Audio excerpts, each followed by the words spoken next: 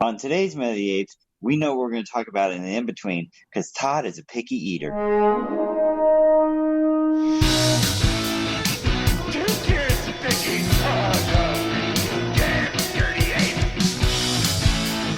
Exercise with an ape maker, human down. Then talks. With a divine bound. We are determined to know what the apes want. War or peace? The only good human is a dead human. And if it is man's destiny one day to be dominated, then, oh, please, God, let him be dominated by such as you.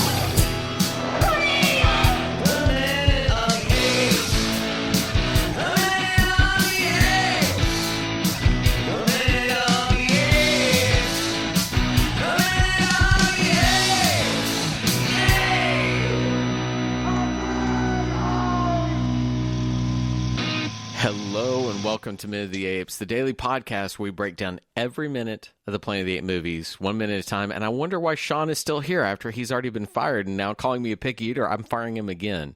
I've gone to the board. I've filed an injunction. I'm going to see if I can have you thrown off as CEO or whatever the fuck we are. Oh, you know, it's only because I to talk about all this. I've loved Sean for so long that we continue to love each other in this special way. Oh, gross. I'm so glad we're not sharing that video. Gross. Anyway, here we are, minute 49, right? Yep. Yes, we are. We're almost Thursday done with the already. week. We already know what we're going to do for the in-between, and we're excited. So let's get through minute 49. Sean, tell us what's going on.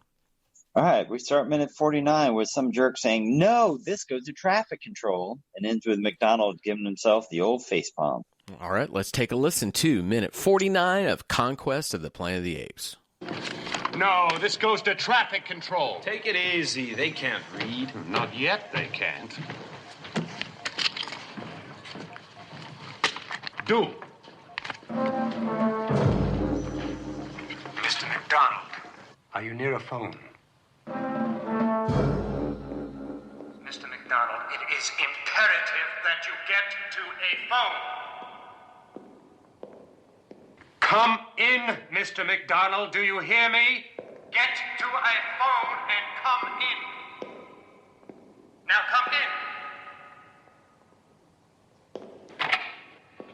Yes, Mr. Governor. Hope is on his way down with the police. Is Caesar back yet? Not yet, sir. I'll keep a lookout. Notify me the moment he's handed over to them. Yes, sir.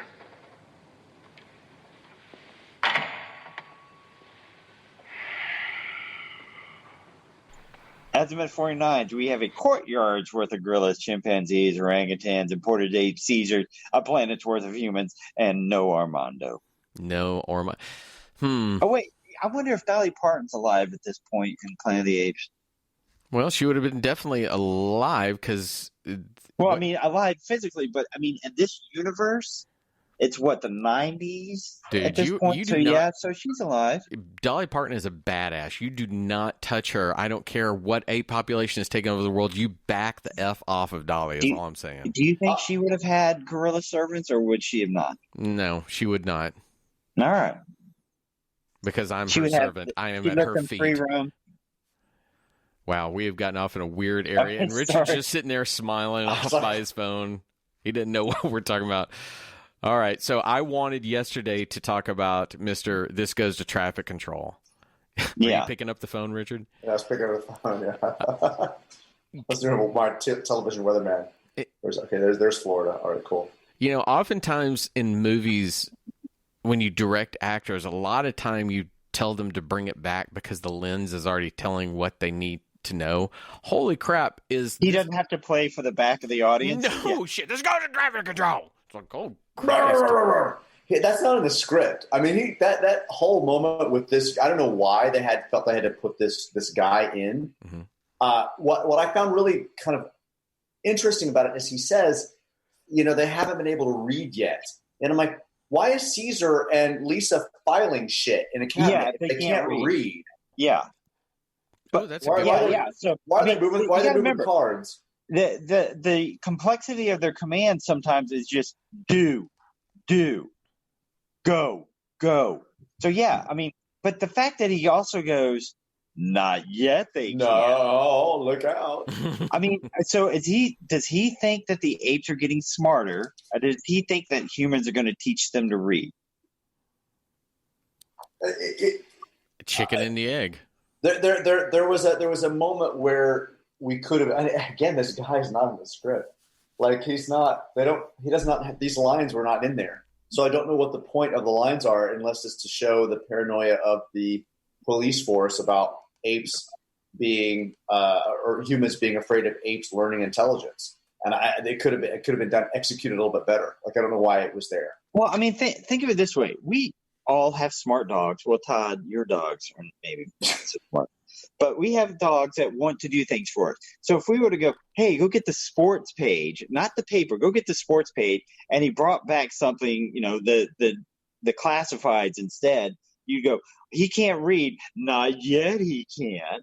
Well, no, he's never going to be able to learn to read because he's a dog. These are apes. They're not going to be able to learn to read unless they evolve or you teach them. Could you ever evolve to read? I think. Or symbols. I mean, you can. Yeah. I'm glad you said symbols, because I have a question about something within the scene that actually bothers me even more than this conversation, and that is the armband that Caesar and Lisa wear really begins to. Uh-oh. Sean, do you have audio going on in the background or something? Can you hear me? Yeah, you're like. You're talking about robotic voice again. You're in robot voice. Sorry, my connection might have just dropped for a second or something. So I'll leave that in just because I don't want to have to if you make points. So just understand we're doing these over Zoom during the pandemic so we can be respectful and take care of each other. But what does the armband bother you? By the way, that is Lisa, right? That the guy's yelling at. Yes. Right? Yeah. What bothers me about it is that they wear them. And I understand that you're marking them, but I don't know that you need to mark them. And if it's something that looks absolutely different than everybody else. Yeah, and I don't know if it's meant to be that they are permitted to work within the command center, and that's why they wear them. At that point, it's a small element that should be explained why they have it. It would be like, and I know this is a horrific analogy, but if you made Schindler's List, you understand historically why they wear the things on their coats. We need a moment we need a moment that tells us why this is there. And because I find myself even looking at it like, what the F is it? It kind of 1 minute it looks like an envelope, and then it looks like weird lettering. I can't even figure out what it is. Looks like an hourglass. Hourglass, yeah. Okay. But yeah, I mean, well, in World War II, the Nazis were pointing out people that were Jewish because, hey, look, they look just like us, but if you put the star on them, you can tell they're different. Right. Whether a chimpanzee, a gorilla, or orangutan, they look different. You're not going to say, wait, is this a human? Oh, no, wait, it's a chimpanzee. I figured it out now. Good thing he's got his armband on, or I've been confused. Yeah, it's like I thought that exactly. There's no doubting that that's a ape. Yeah. Why are they being differentiated with this armband? And maybe that was a visual element they shot and just didn't put in there. I don't know. But it when I look at it, it just kind of bugs me that little bit. It's the same thing as the governor not having a backstory that understands his motivations and his hatred. I wish that they would have given me these little nuggets. These little nuggets are what make films go and actually become more than just TV shows. Well, I don't even know why Lisa's in the command center. Well, I mean, the reason Lisa there is because of plot, because of story, because otherwise they have to go to another location. And because she's his love interest, even though it's not really... There's no connection between the two of them, yeah. Other than that she bats her eyes really nicely, but now because of that, maybe she batted her eyes and she got into this area so she could be next to Caesar. Is that good enough reason for all of us? Sure. Because the script, Richard still has to be convinced. I just don't know why she's there. She had another role earlier on in the movie, and now she's just assigned to the command center. And you're wondering why the armband is there. And I just don't. I mean, it's just. I don't know why she's in the command center after having worked for Mrs. What's her name early on. Oh, I agree. It doesn't. if we're talking about what's going on in these moments, that they're coming after Caesar, they want to kill him, they've asked McDonald to bring him to him. Why is she there? What purpose does she serve to that narrative? If anything, she gets in the way of it, because now if somebody says, that's his girl, they could take her and beat the shit out of her until they find him and use her as leverage. Yeah, it's wrong. It's just it's a bad idea, and I'm sure it's that they just wanted to get Natalie in a shot again and keep her present of mind. But I don't think that even if you reintroduced her later on with her batting her eyes everywhere she goes, that you'd be confused that it's the chick from earlier in the movie. So he yells at her. She walks behind him, and we kind of get this scene of McDonald and Caesar kind of walking out and around the hallway like they're about to turn a corner. And then we cut back to Breck in his office, and I just want to pause for a second on this shot. He has a lamp behind his head, and for half a second I'm like, ooh, he needs to get his hair cut. I don't know why they had that lamp back there. I don't know why they couldn't tell that this lamp is kind of morphing back into it. I mean, I was like, does he have headphones on? What is that whole thing? Okay, I can see it. Yeah, it looks like he's got a tumor growing out of the back of his neck. Right, exactly. And they just kind of hang it there for a little bit. I'm sure it just was totally unnoticed, but it seems like something was a little obvious. But, okay, he just hung up the phone with McDonald, and all of a sudden he's like, Mr. McDonald, are you near a phone? It's imperative you get to a phone. Come in, Mr. McDonald. Mr. Pee-wee Herman. Come in. Come. Phone. Like, what the hell? Dude, you're freaking me out. I wanted one of two things to happen. Either you cut to a shot of McDonald and he is nowhere in the building. He is miles away, and the governor just tried to page him, Mr. McDonald, I need you to get to the phone. And you just cut to empty hallways and he's never there. Or the second one is you cut to McDonald. He's in the bathroom trying to squeeze one out. It's like, come on. I need you to get to a phone imperatively. I can't talk. Get to the phone. Okay, hang on. So it bugs me in this, and what I wish, by the way, is that I could put that video out there of Sean just mimicking me in the bathroom. It was damn funny. What bugs me in this is that when we go to the shots of McDonald, there is zero urgency in his pace and his taking Caesar from this. I'm also surprised that Thompson didn't put a wide-angle lens on this as he did before, low angle it so it even seems a little scarier, like the presence, the building is almost overpowering.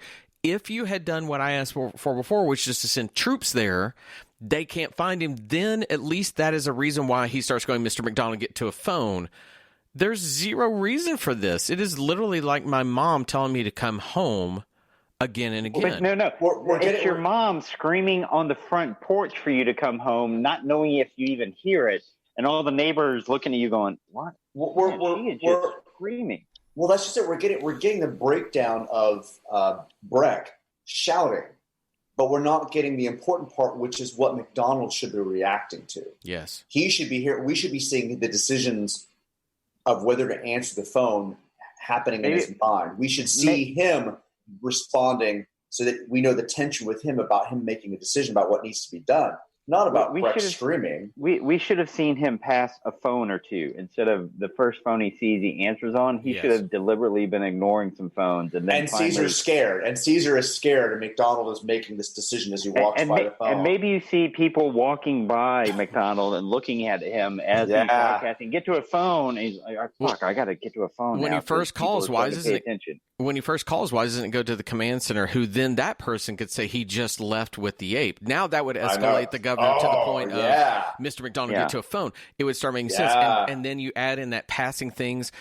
What bugs me also is that he waits until the moment when he comes to the first phone to actually begin sort of addressing Caesar. He doesn't even have to do it to where Caesar could talk, but he should be saying things. Come on, we've got to go. Can you not move faster? He should have been talking to him as we're leaving. Yeah, he should have been the thing that's putting the tension in, and then that would also, when we finally get the reveal of them communicating with each other, it also feels like a breath. When look, spoiler alert, Caesar's going to speak at some point, but at least when he does it, then it floods into McDonald. I've been talking to you, and you've not done anything. You can understand along. There's that subtext to it that's missed here too.